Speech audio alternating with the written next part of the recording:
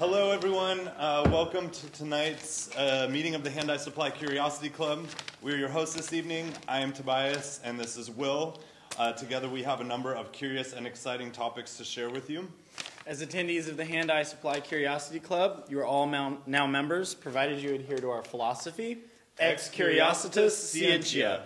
We pledge to learn without prejudice in pursuit of our mutual goal, perpetual noviceship.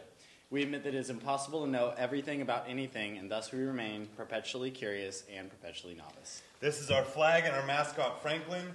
The lightning bolt represents the receipt of knowledge, the enlightenment of illumination, the resonance of truths understood. It awakens and excites us and makes us hungry for more.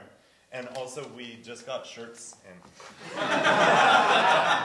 if you want one. All right, let's give a warm Curiosity Club welcome to Keegan Onefoot-Wenkman of Keeganmeegan and Company.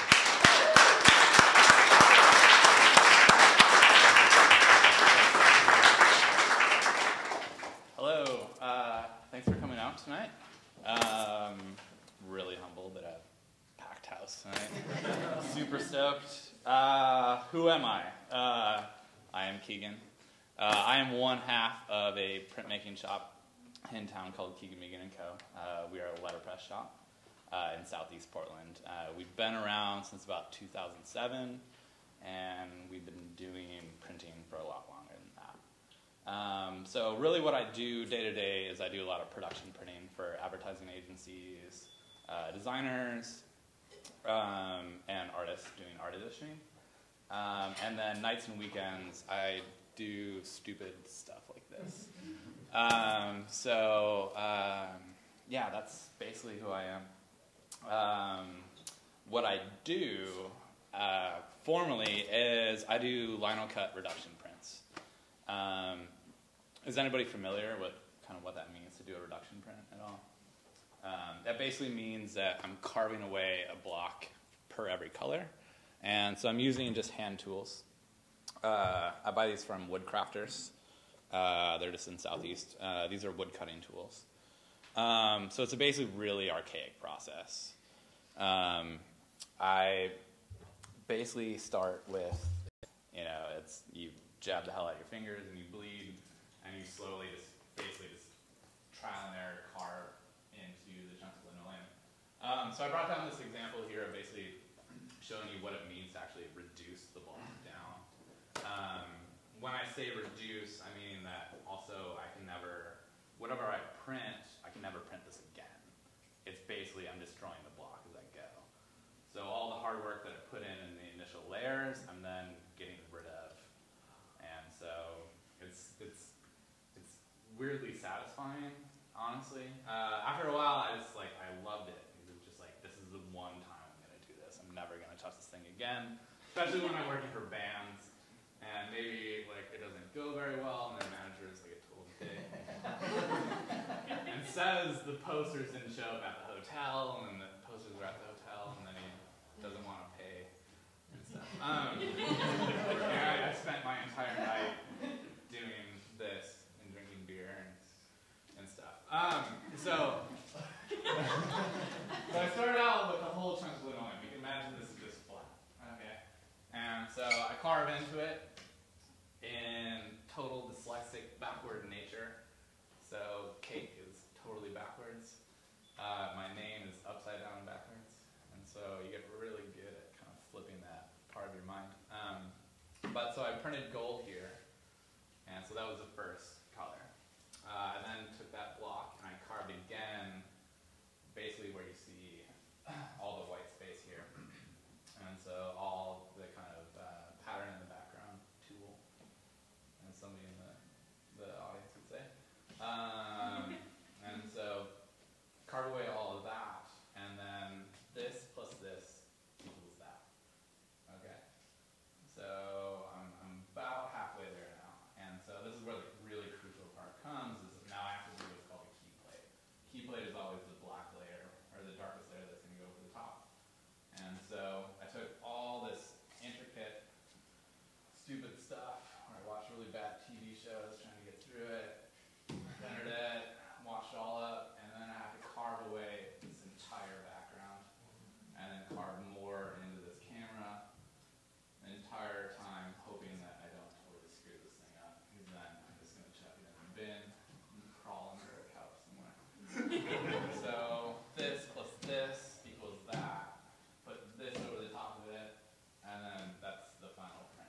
It's much like an etching press, just basically with rollers. So you're not basically hand inking.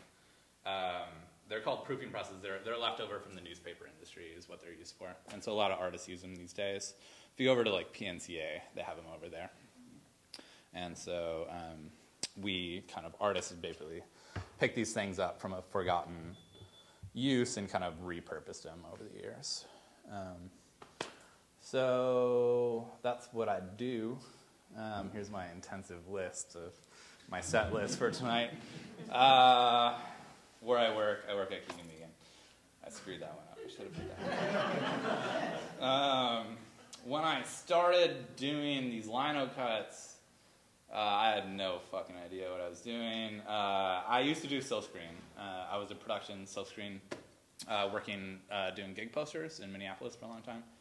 I worked for a company. We pumped out posters for big bands and just kind of went through the motions.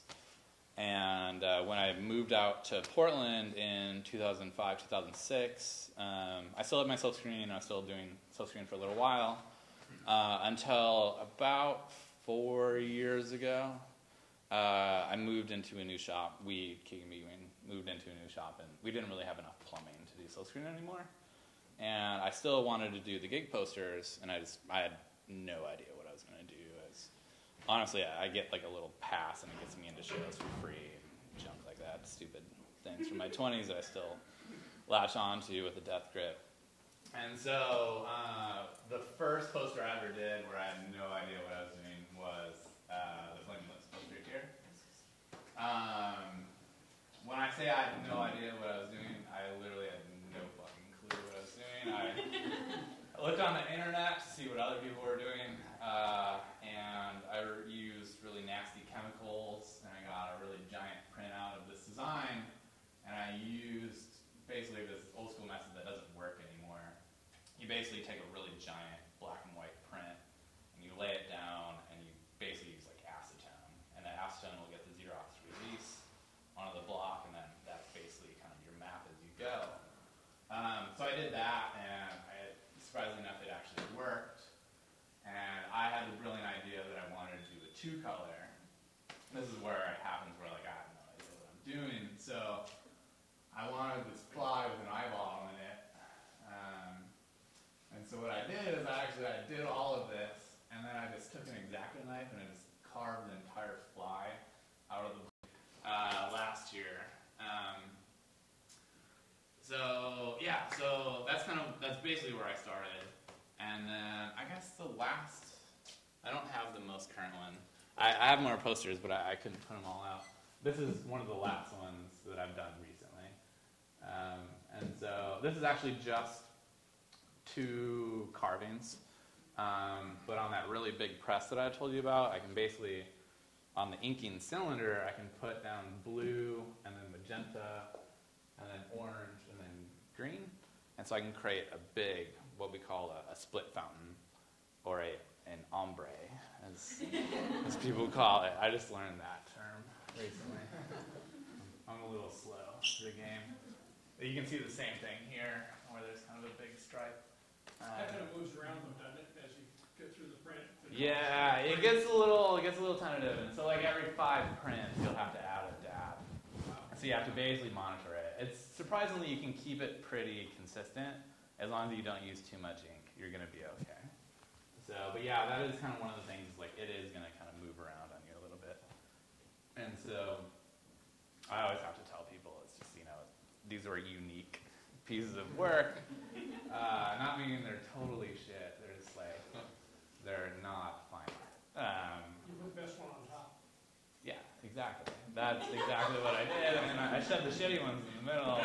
And there's a couple ones on the bottom. They're all right. You, sir, know my game.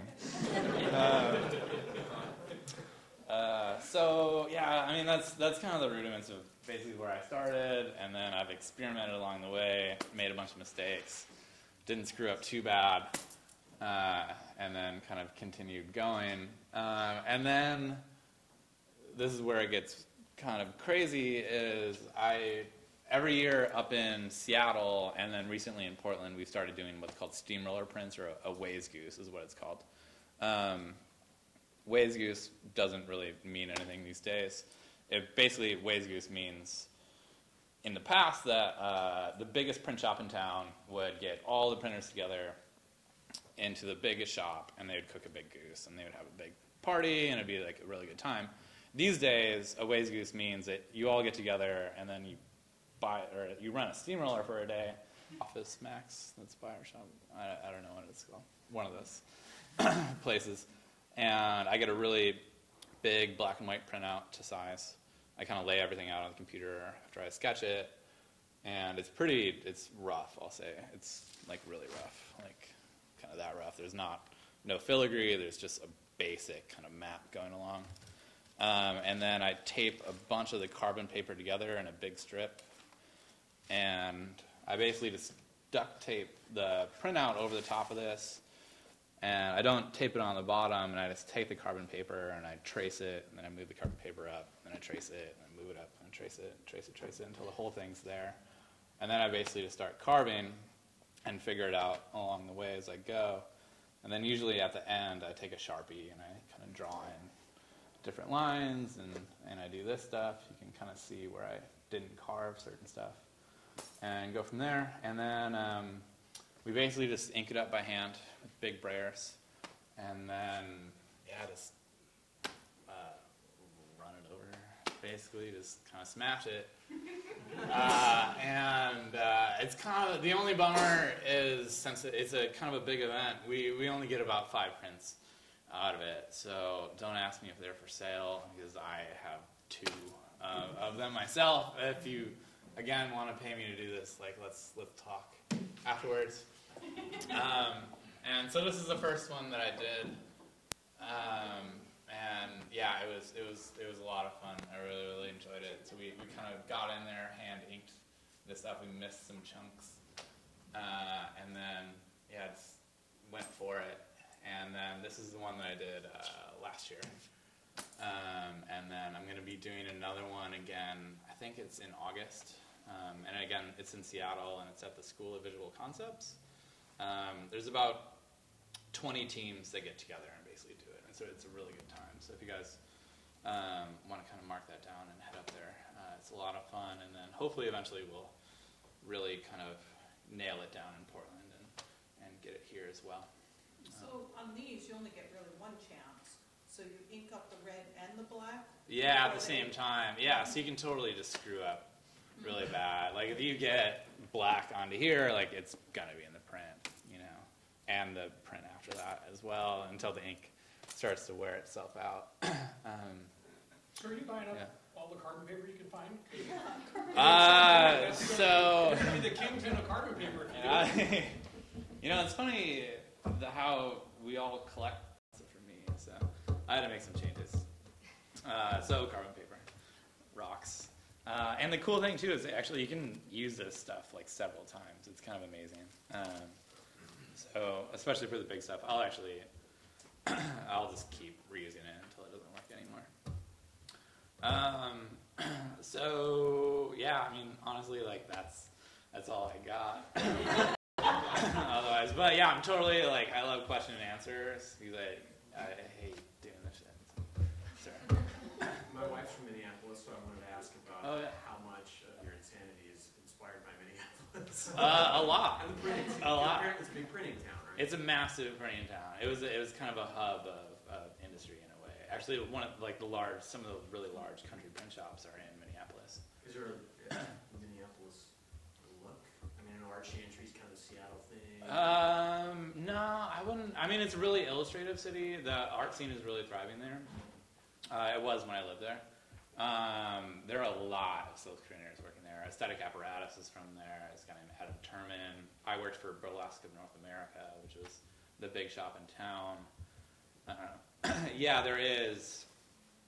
It's definitely a cauldron. I'll say that of arts. Culture? Cauldron. But is it like is it scene, or do all the printers know each other? Yeah, everybody knows each other. Everybody's on the level. Everybody is super good friends. I think Minneapolis it's a hard place to live. Winters are cold.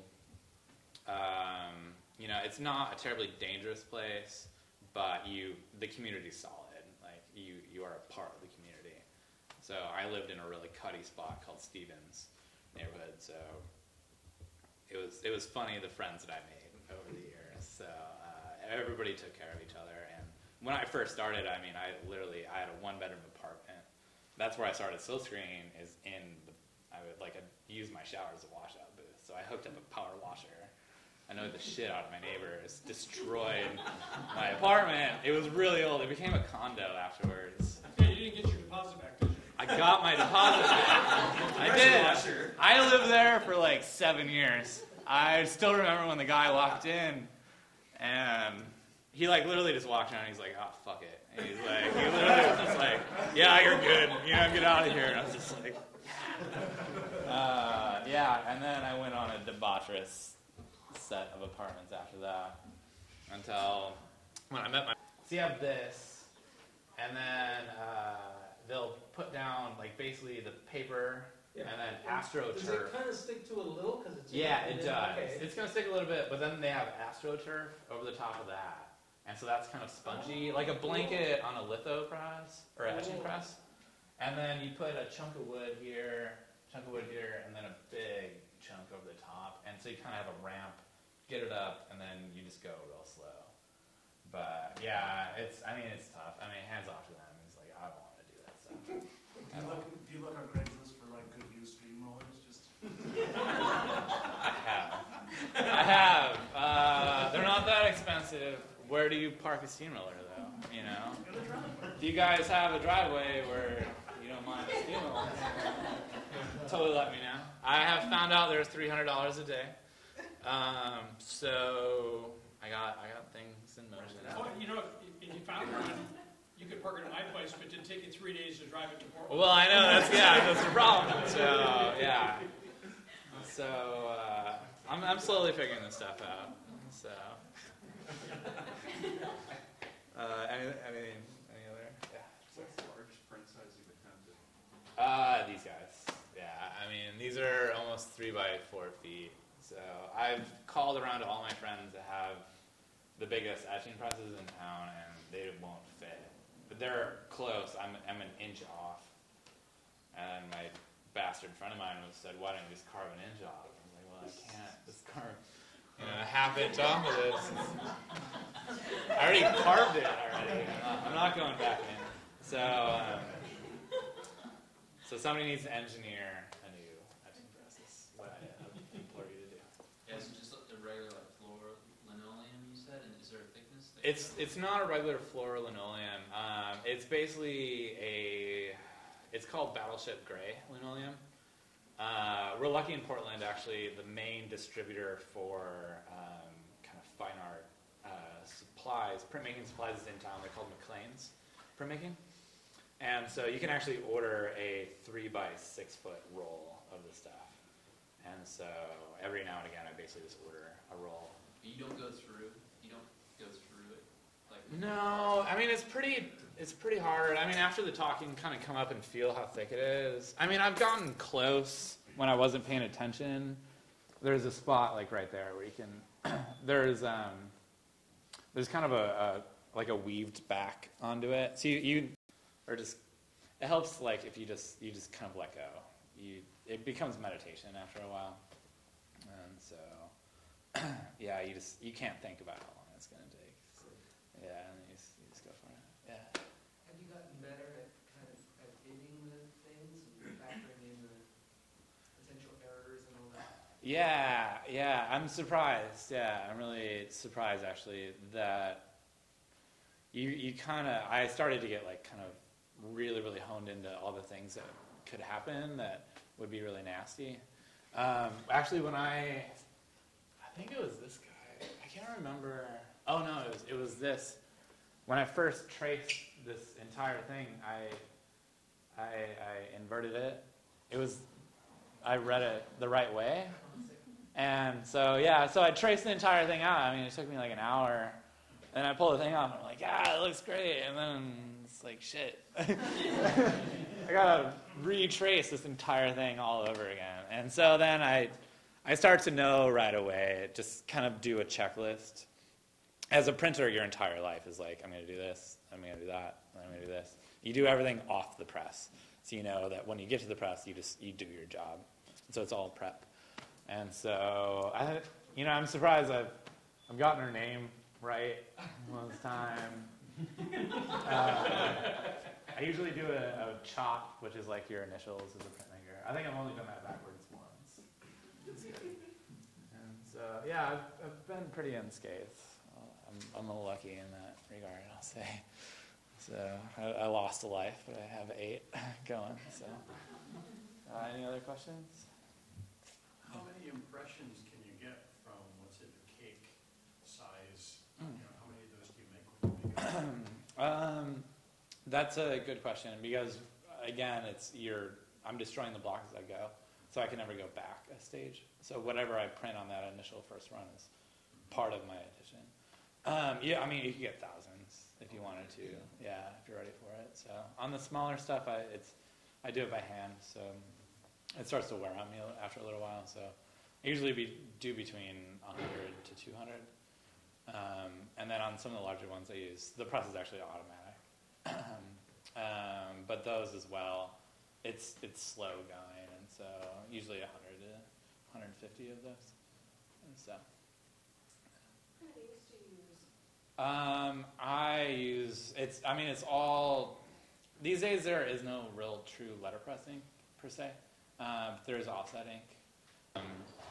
And so, yeah, and we've had people, it's tough for us to have an apprentice. Also, our equipment is really, really dangerous.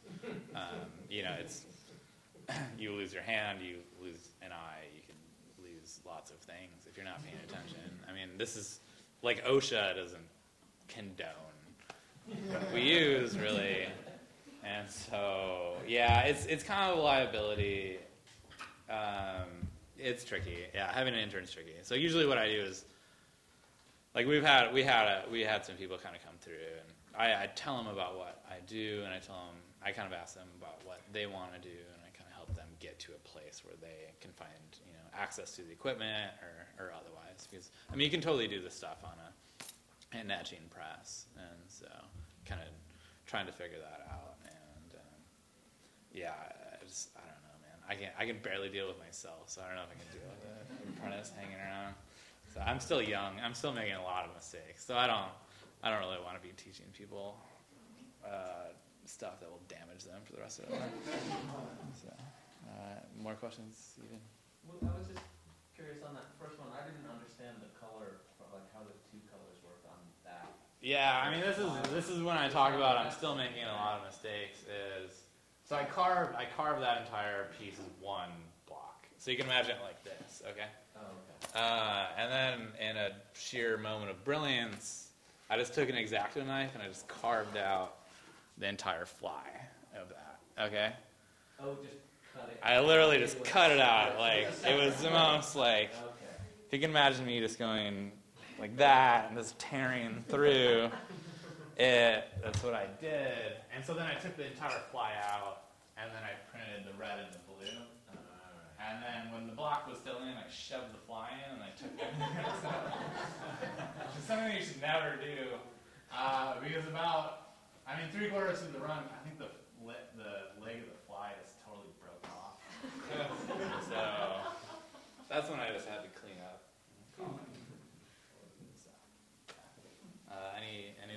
Yeah. You mentioned just a little bit ago that there was a printer in town that could do an inch smaller than your biggest ones here. Oh, yeah. Who are they? It's called Print Shop number 2. Is that what it is? That's literally what they're fucking called. No, they'd be terribly uncomfortable. I don't know what to do with them. It's weird. I can still get prints out of this one because I haven't, carved back into it. Seems like it'd make a really good art show just to have all of your old ones on the wall somewhere. That would be interesting. Yeah. I will talk to you. Yeah. Get everybody here so they can look over their shoulder and see it the right way. Yeah, I know, right? Yeah, exactly. Yeah. It'll be an installation. It'll be a happening. I'll let you know when this happens. When you say you only get 5 prints out of the big ones, what's Oh, it's because I only have a lot of amount of time to being pulling prints, and we only have enough paper. One of the hardest parts about doing these is actually the paper is really expensive at this big of scale, and so that's kind of one of the hard parts is sourcing paper that is that large, and then kind of going through it. So. What's the weight of that paper? Oh, this was an art as a cotton paper. I mean, this is probably like a 140-pound cotton. Anything lighter will steam or just destroy it? I printed That this. looks like muslin there. Yeah, this is actually muslin. This was a part of a second run, actually. This got sent out to New York, to Buffalo, and they printed it out there. I have the paper ones at our shop. That was on a glossy, like totally junk paper. Where's the cat from? I've seen it before. It is from, it's like an old stamp, I think what it is. It was like floating around on Tumblr, and I like kind of put it into a folder. And like it was a really nasty bitmap. So I collect just piles of ephemera. I just like, that's what I do when I'm not doing other stuff. But yeah. Anything else, Toby? Yeah. So actually, I've often wondered about your sort of your pre-process before, how you get to this stage on the table here. Assembling images, and then your own illustration. And I don't know if you could just talk about that for a couple minutes. I'm just curious about how that process works. Yeah, inspirations. I'm a little squirrely, so it's like whatever I'm interested in at the time.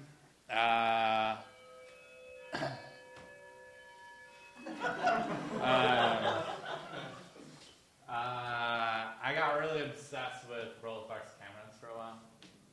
So I did a couple of prints that had Rolleiflex cameras, buttholes and whatever. So if you ever come over to our shop, you'll see my shopmate. He prints for Wayne, and like his art prints are like, I'm always embarrassed when people go over and they look at it. It's like literally like a stripper with like rainbows shooting out of whatever's going on. So I thought a heart was an eyeball, and an arrow would be like it could work. It'd be fun. I'm really into Oddfellows imagery, and so that is the 3 links. That's one of their like signifiers, like friendship, truth, and love. I'm really into like weird.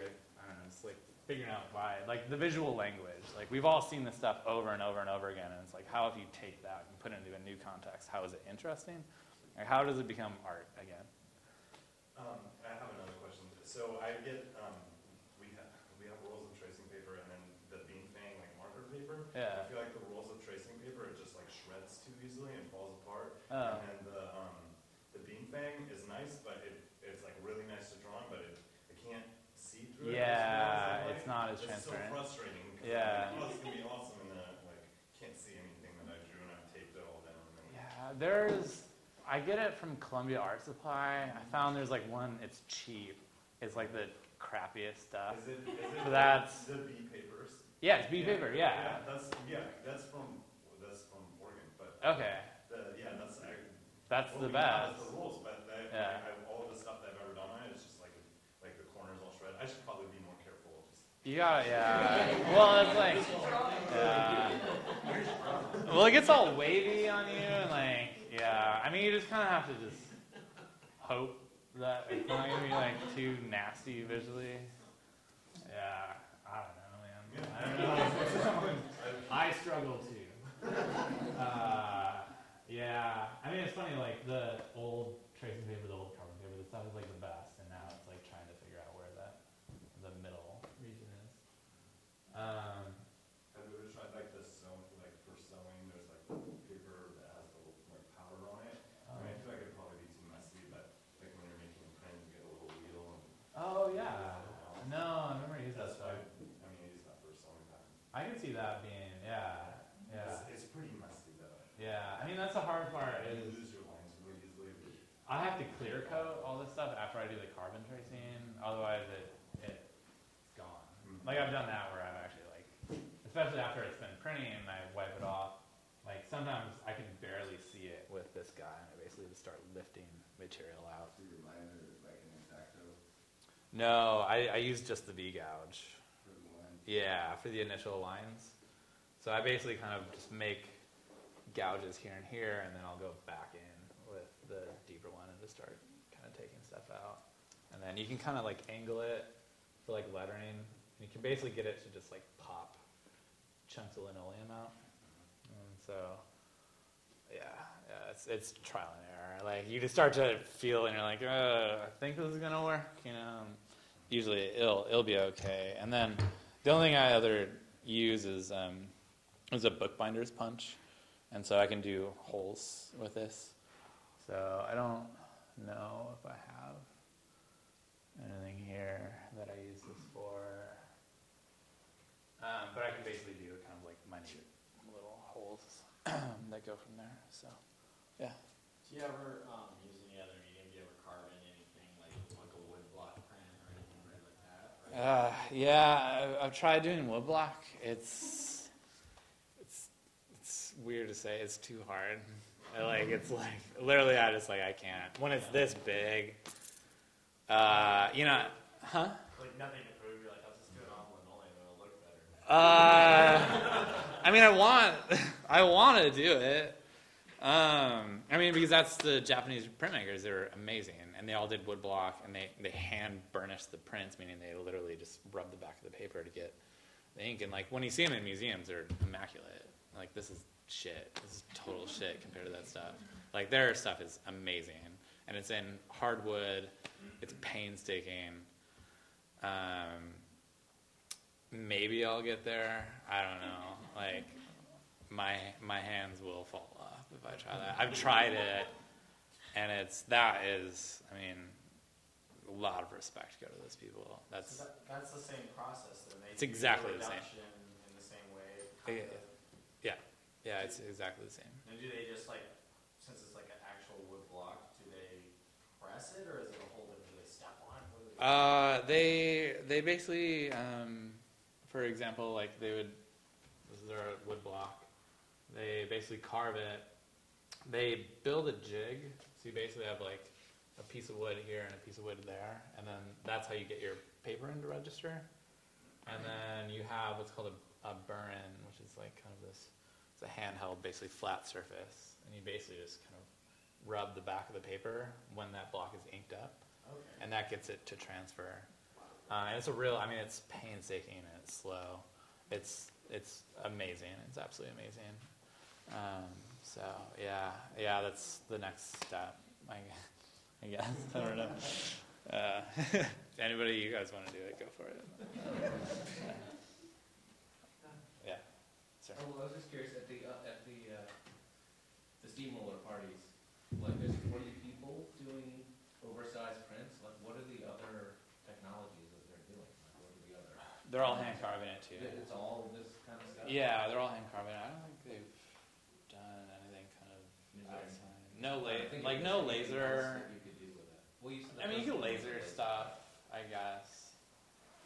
But Then you can open the little trapper where the ball bearings are running. yeah, hypothetically. And you lift this up. It would take an hour Yeah, to do it. yeah. I mean, But you there's wouldn't need lots of the steamroller. no, but it's back to that ink strip. Yeah. So instead of So it's not enough weight. instead of all the weight, you really it's kind of like an inkjet printer versus just spray painting something. You know, so doing it all at once versus doing it real kind of linear, I guess. So I have a question. Yeah. When you work with bands and things like that, do you send them a proof before? Like, how do you know they're gonna like it before you do all this work?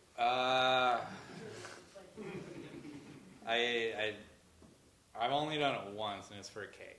That was the only time I made a rough drawing and I sent it off to him. That was the last time I ever did it. So what do you just describe what you're gonna do, or is it? I don't tell him. A long time ago, one of my friends does this. It's just like basically what it is. Like sometimes I get paid for this stuff, but not a lot. And so I just tell him like, you have no choice in what you're getting. You're gonna get X amount of the edition. I'm gonna sell the rest of it for my cost, and then you're gonna give me a ticket to the show. And we'll go from there. And so, I mean, in the end, it's like, if there's bands that are like that, I don't want to work for them at all. Like, I don't tell them how I want to hear their song, and I don't want them to tell me how their fucking poster's gonna look. They're just gonna look at the other stuff I've done, and like, they can have this, or they can get some other asshole down the line that's gonna maybe make something better. I have no idea. So, yeah, that's the tricky bit. This is why I do it after hours. Like, it's not, there's no money in this. This is for funsies. Yeah. Any other questions? No? How would you compare the quality and character you can get with this linoleum cut versus silk screening, which you've done before? Is it very different, or could you get about the same kind of illustration? Yeah. I mean, it's almost identical in reality. There's an older look to this printing because it's not. Like, I slap piles of ink on, and if you look at the edges, there's ink that kind of spits up, and it's heavier. It's like you've heard of like Hat Show Print, and they did the big country posters and stuff like that. I mean, they just jammed that stuff through the press. There was no like fine art to it, And so that's what I really love is kind of it's a raw printing method. There's no fine attention. The thing's registered, and you go. The hard part that I ended up having with silkscreen is, especially with the rise of kind of creative class, is people really started taking what they saw on the computer and then put it onto paper. And for me, there was not enough kind of attitude or just enough kind of life to it. And so then that's why I started to just get more and more rough with it. I mean, that's why I still do the carbon stuff. It's just like, I want it to be nasty. I want it to look like it's made, 20 years ago or something to that affair. So yeah, honestly, I think I'm done with silkscreen. I did it for long enough.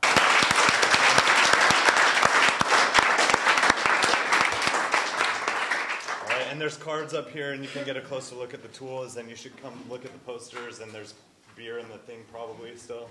So go for it. Thanks, everybody.